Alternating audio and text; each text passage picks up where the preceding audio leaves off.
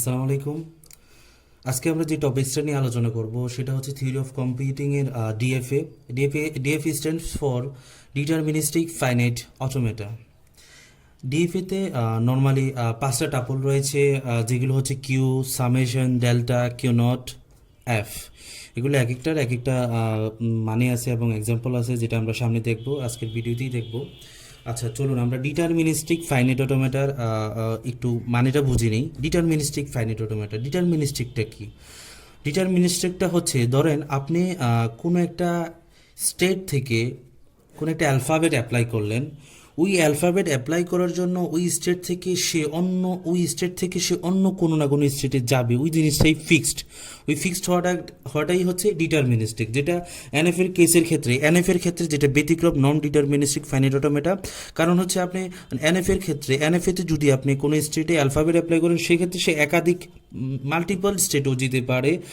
যার কারণে হচ্ছে এনএফই নিয়ে আমরা সামনে আলোচনা করবো, এখন এনএফই নিয়ে বেশি কথা না বলি।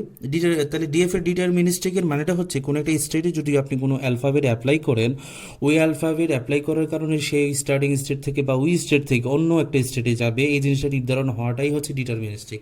অটোমেটা কি? অটোমেটা হচ্ছে ধরেন আমার ল্যাঙ্গুয়েজ সেটটা ফাইনাইট নাকি infinite.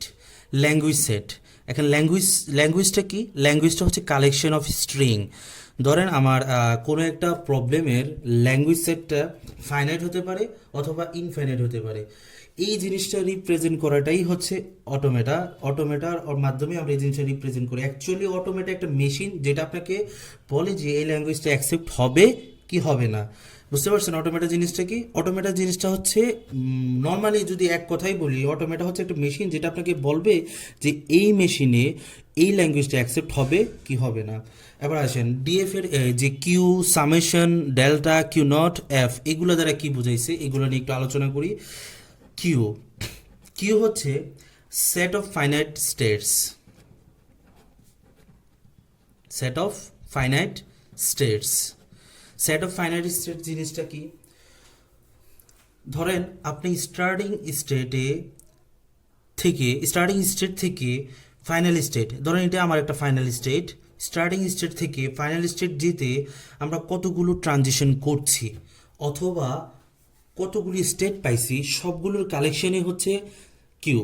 That means set of finite states. একটা এক্সাম্পল দেখি, যদি আমরা একটা এক্সাম্পল দেখলেই বুঝবেন। দেখেন এখানে একটা ডিএফএ রিপ্রেজেন্ট আছে। আর একটু আপনাদের অবগতির জন্য আরেকটু বলে রাখি যে DFA normally represented by graph দ্বারা ডিএফএ রিপ্রেজেন্ট করা হয়, যেটাকে আমরা স্টেট ডায়াগ্রাম বলি। এখানে একটি স্টেট ডায়াগ্রাম আছে। কিসের স্টেট ডায়াগ্রাম? এই শর্তের, set of all string start with a. এটা আমরা একটু পরে আলোচনা করবো, একটু পরে আমরা এই জিনিসটা কীভাবে ডিজাইন করছি সেটা নিয়েও কথা বলবো। এখন একটু আমরা উদাহরণগুলো দেখে নিই। কিউর জিনিসটা কি? কিউ আমরা বলছি কি set of finite state.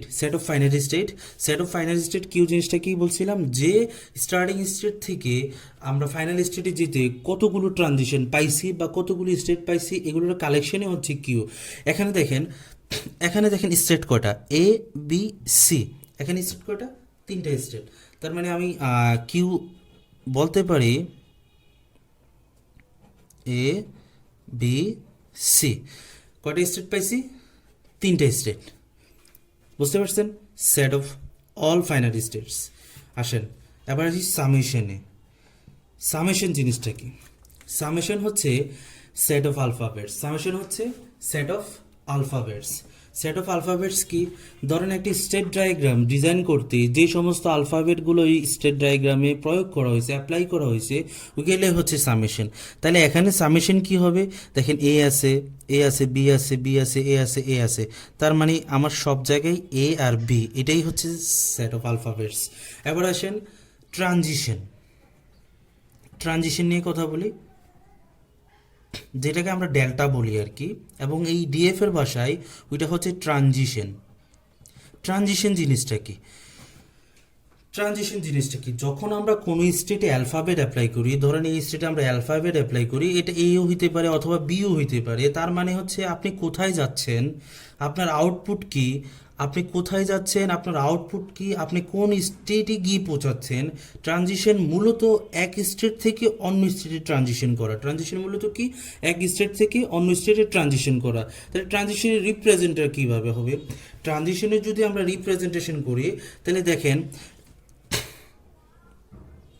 Transition মূলত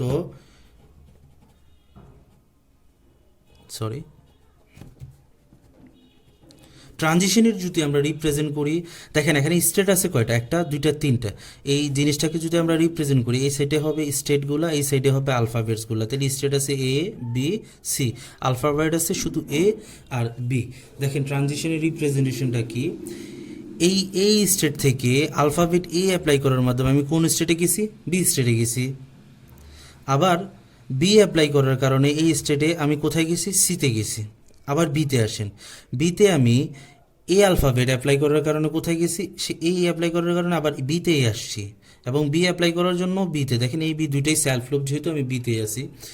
আর সি এর ক্ষেত্রে দেখি, সি এর ক্ষেত্রে এ অ্যালফাবেট অ্যাপ্লাই করার জন্য সিতেই আসি, বি অ্যালফাবেট অ্যাপ্লাই করার জন্য বিতেই আসি, সিতেই আসি। দেখেন কারণ এটা সেলফ লুপ, ঘুরে ঘুরে এই সেম স্টেটেই চলে আসতেছে সে।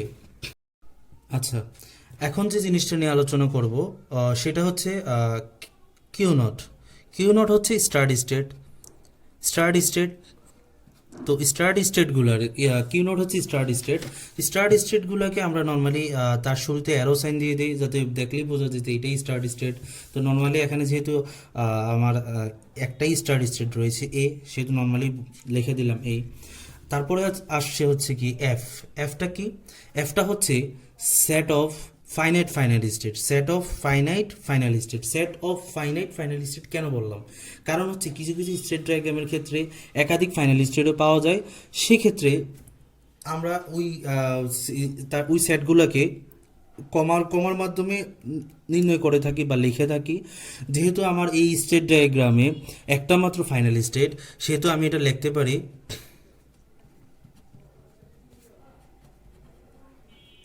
সেকেন্ড ব্র্যাকেট দ্বারা শুধুমাত্র একটা। যেহেতু এটা সেট অফ ফাইনাল স্টেট, একাধিক হইতে পারে এবং সেটা স্টেটের ফাইনাল স্টেটের সেট, সেহেতু আমরা এটা সেকেন্ড ব্র্যাকেট দ্বারা লিখলাম।